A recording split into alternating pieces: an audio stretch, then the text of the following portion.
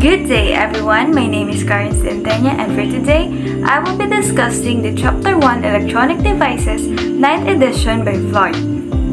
First, Bohr atom. So what is Bohr atom? The Bohr model of atom is that electrons can circle the nucleus only in specific orbits, which corresponds to discrete energy levels called shells. So the atomic number is the number of protons in the nucleus. And the outermost occupied shell is called the valence shell, and electrons that occupy the shell is called valence electrons. So makikita natin dito sa illustration na ang discrete energy levels ay tinatawag nating shell, at yung atomic number naman is the number of protons sa nucleus, which is nandito. At yung protons ay may positive charge, whereas electrons ay may negative charge. At yung outermost occupied na shell is tinatawag nating valence shell.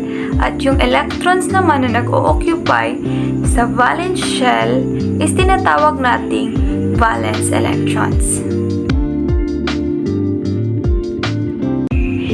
So an atom is the smallest particle of an element that retains the characteristics of that element. Each of the known 118 elements has atoms that are different from the atoms of all other elements.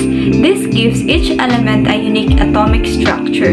So according to the classical Bohr model, atoms have a planetary type of structure that consists of a central nucleus surrounded by orbiting electrons as illustrated in figure 1.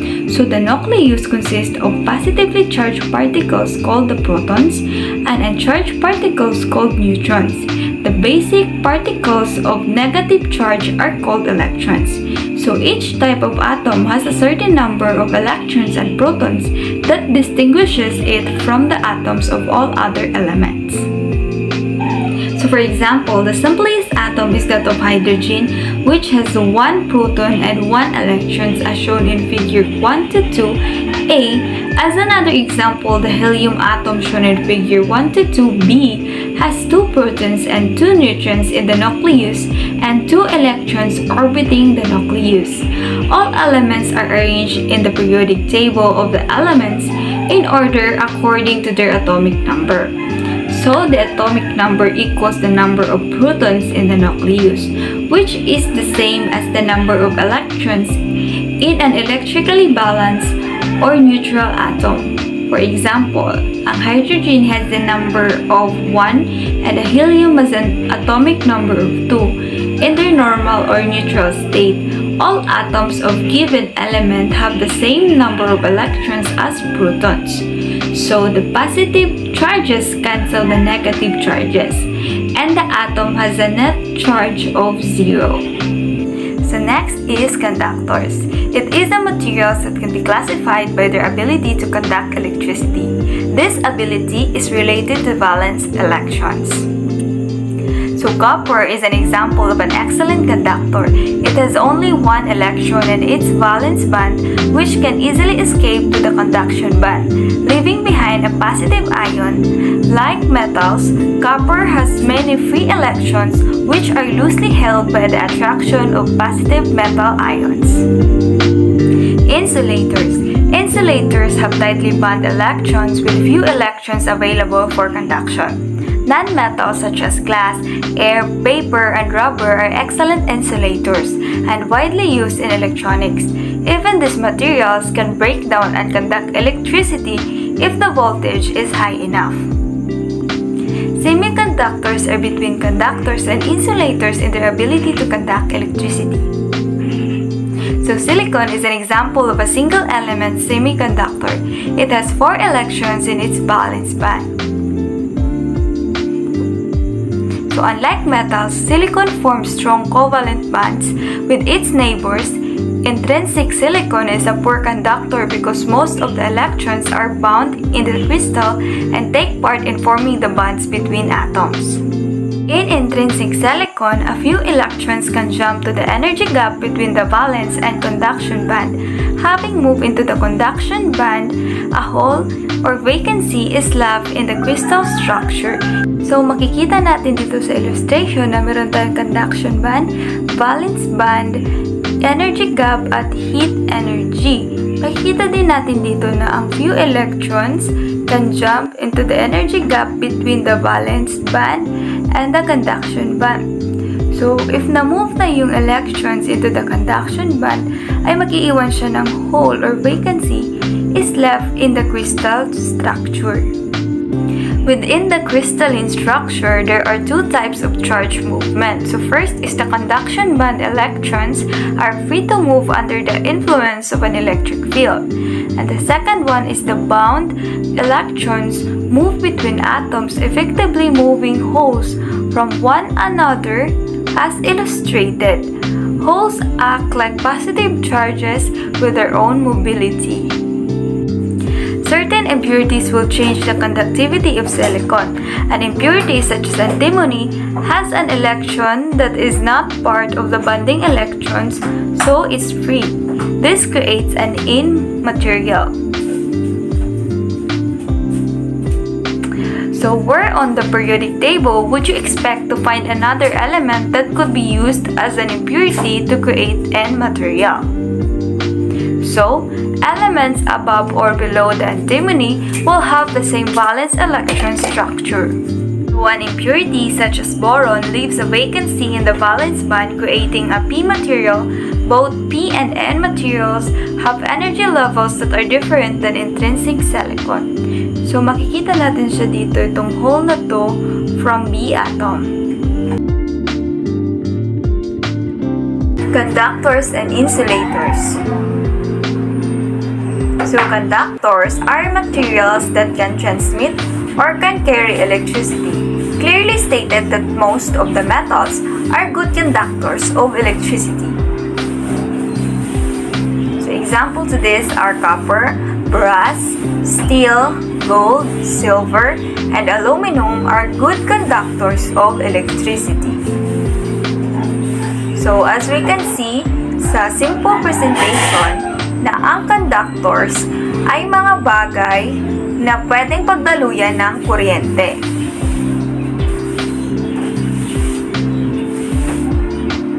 So next is the insulators.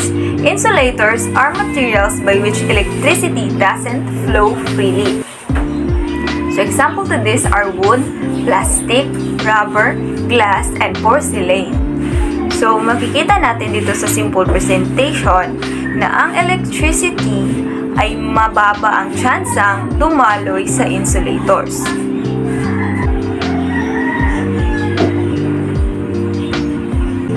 Typically, wire is a conductor that covered by the insulator.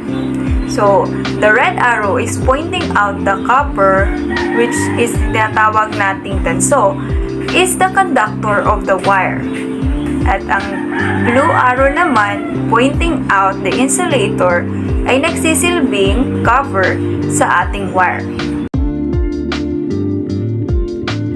So makikita natin sa figure na it shows the energy diagrams for the insulators, semiconductors, and conductors. So ang energy gap or a band gap is the difference between two energy levels and is not allowed in a quantum theory. So it is a region in insulators and semiconductors where no electron states exist. So although an electron may not exist in this region, it can jump across it under certain conditions. So for insulators, the gap can be crossed only when breakdown conditions occur. So as when a very high voltage is applied across the material. So the band gap is illustrated in the figure A for the insulators. So in semiconductors naman, the band gap is smaller, allowing an electron in the valence band to jump into the conduction band. And if it absorbs a photon, so the band gap depends on the semiconductor material. And this is illustrated in the figure B. So if in conductors naman, the conduction band and valence band overlap, so there is no gap as shown in figure C. So, this means that ang electrons in the valence band move freely into the conduction band. And so, there are always electrons available as free electrons. The p-in junction. A P and an N material together form a p-in junction. When the junction is formed, conduction electrons move to P region and fall into holes. Filling a hole makes a negative ion and leaves behind a positive ion in the N region. This creates a thin region that is depleted of free charges at the boundary. Kagaya na lamang na nakikita natin dito, meron tayong P region at N region. At dito naman sa gitna is ang depletion region. So kapag ang junction ay nabuo, ang conduction ng electrons ay mag-move into the P region. And it will fall into holes dito. Makikita natin yung white na circles dito is yung hole. And filling a hole makes a negative ion and leaves behind the positive ion sa N region. So this will create a thin region that is depleted of free charges at the boundary. Ito yung depletion region. Dito natin makikita. So what process stops the migration of charge across the boundary?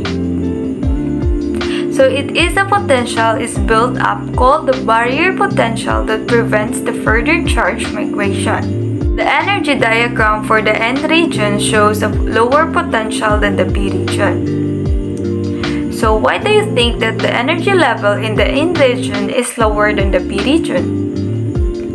So it's because of the N region tends to have filled valence shells. Conduction electrons are shielded by these electrons, so they are further away from the nucleus and have less energy.